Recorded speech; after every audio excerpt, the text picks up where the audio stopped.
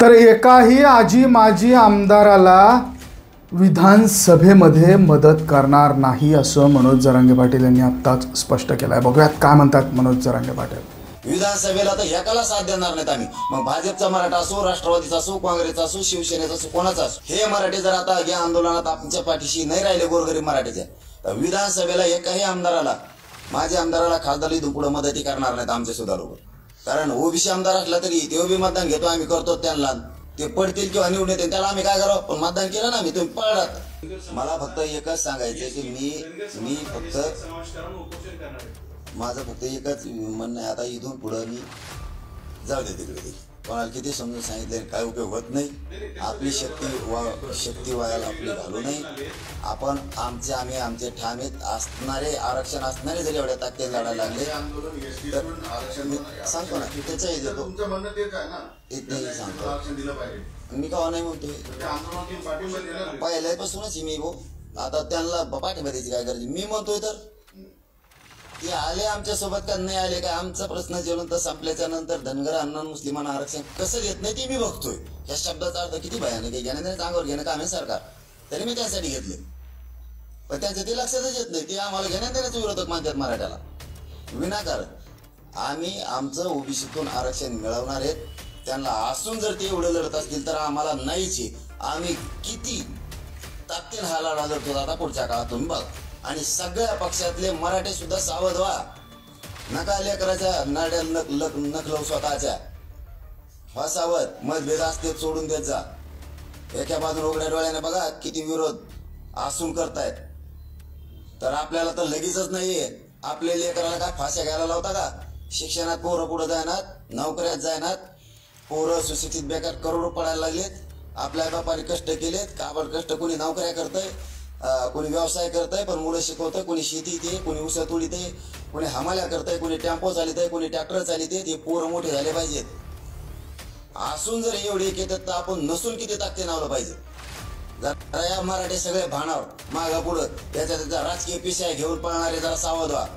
जर तुम्ही आम्हाला आता साथ न दिलं ना, तुम्हाला राजकारणात आम्ही कुठंच साथ देणार नाही। विधानसभेला तर एकाला साथ देणार नाहीत आम्ही। मग भाजपचा मराठा असो, राष्ट्रवादीचा असो, काँग्रेसचा असो, शिवसेनेचा असो, कोणाचा असो, हे मराठी जर आता या आंदोलनात आमच्या पाठीशी नाही राहिले गोरगरीब मराठीच्या, तर विधानसभेला एकाही आमदाराला, माझ्या आमदाराला खासदारी पुढे मदती करणार नाहीत आमचे सुद्धा लोक। सगळे ताकदीनं मराठ्यांच्या आंदोलनाच्या पाठीशी उभा राहा। तुम्ही जर आमचं नाही ऐकलं ना, तुमचं दार तेच बंद करू आम्ही। मराठ्यांना ओबीसीतून आरक्षण मिळण्यासाठी सगळ्यांना ताकदीनं उभा राहायला पाहिजे, सगळ्या आमदारांना। कारण ओबीसी आमदार असला तरी ते बी मतदान घेतो आम्ही, करतो त्यांना, ते पडतील किंवा निवडून येतील त्याला आम्ही काय करावं, पण मतदान केलं ना आम्ही, तुम्ही पळात, पण आम्ही मतदान नाही केलं। तुम्हाला काही निवडून आलात तरी आम्ही मतदान करतो सगळ्या मराठ्यांनी। आणि इकडे दादा, इकडे पण लोक येतात ना, इकडे पण आमदार, माझे आमदार, मराठ्यांचे खासदार, माझे खासदार यायला लागले। समाज बघतोय ते येत आहेत, पत्र देत आहेत, समाज त्यांचं कौतुक करायला लागले। जरी टेबल वाजले असले ते या साईडच्या टायमाला, तर ही लोक बघतायत की जाऊ द्या, येतात ना, पण पत्र द्यायला लागलेत, पाठिंबा द्यायला लागलेत। आणि महाराष्ट्रातला मराठा समाज बघतोय कोणचा आमदार, कोणचा मंत्री, खासदार पत्र देतोय, भेटतोय, जातोय, ते यायलेत। जे नाही येणार ते लोकांना दिसायला लागलेत ही काय येत नाही, मराठा विरोधी का आमदार, खासदार, मंत्री। ज्याला आणखीन मराठ्याचं वाटतं का? मराठा लय हुशार झाला आमचा, मला लय गर्व वाटायला लागला माझ्या समाजाचा। 4 दिवस लेट मिळालं आरक्षण, माझ्या समाजाचा मला लय अभिमान वाटायला लागलाय। माझा समाज ताकदीने एकत्र आला, मतात रूपांतर केलं आणि एकजूट कायम केली। आणि मराठ्यांना एक या प्रेसच्या माध्यमातून माझं खरंच आव्हान आहे, आपण हयात आहेत तोपर्यंत आपल्या समाजाची एकजूट अशीच राहू दे। लय कामं होते ना आपल्या समाजाचे, अन्याय आपल्यावरचा बंद होईल। ज्या मागण्या आहेत आरक्षण संपल्याच्या नंतर खूप संकट आहेत, ते तोडण्यासाठी सुद्धा आपल्याला काम आले, एकजूट अशीच राहू द्या। गर्व वाटतं पण मला माझ्या समाजाचं लय ताकदीने एकदा।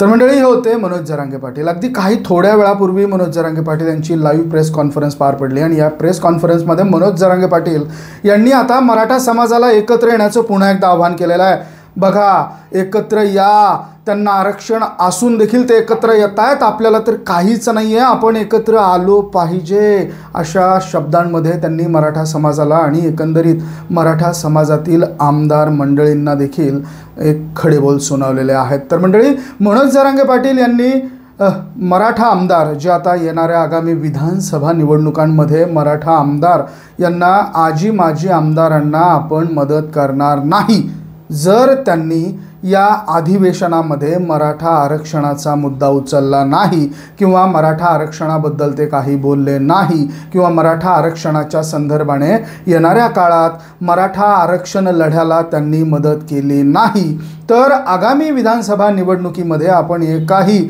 आजी माजी आणि कुठल्याही आमदाराला आपण मदत करणार नाही. 288 पैकी कुठल्याही आजी माजी आमदाराला आपण मदत करणार नाही, असं आता मनोज जरांगे पाटील यांनी स्पष्ट करून टाकलं आहे. मंडळी, येणारा काळ हा आगामी काळ जो आहे तो विधानसभा निवडणुकांचा आहे आणि या विधानसभा निवडणुकीमध्ये सर्वांना लक्ष लागून राहिलेलं आहे मनोज जरांगे पाटील यांच्या 288 जागा देण्याच्या वक्तव्याकडे. मनोज जरांगे पाटील यांनी सांगितलेलं आहे की आपल्याला मराठा आरक्षणाच्या संदर्भात जर मदत कुणी केली नाही तर आपण 288 जागा लढणार आणि आपलंच सरकार स्थापन करण्याच्या तयारीत आपण असणार.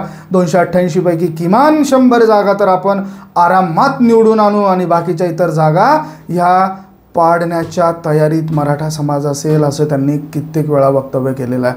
आणि त्याच वक्तव्याचा आधार घेत आता पुन्हा एकदा त्यांनी मराठा आमदारांना दम भरलेला आहे. मंडळी, येणाऱ्या काही दिवसांमध्ये पावसाळी अधिवेशनाला सुरुवात होणार आहे आणि या पावसाळी अधिवेशनामध्ये निश्चितच या संपूर्ण घडामोडीकडे मोठ्या प्रमाणात लक्ष लागून राहिलेलं आहे. या पावसाळी अधिवेशनाच्या दरम्यान मराठा आरक्षण आंदोलनाचा लढा आणि या आंदोलनाच्या साठी मराठा समाजातील आमदार मंडळींनी पुढाकार घेतला पाहिजे. त्यांनी आपलं म्हणणं सभागृहात मांडलं पाहिजे. मराठा आरक्षण लढा तसेच सगळे सोयरे अंमलबजावणीसाठी प्रयत्न केले पाहिजे, असं मनोज जरांगे पाटील यांनी त्यांच्या पत्रकार परिषदेमध्ये स्पष्ट केलेलं आहे.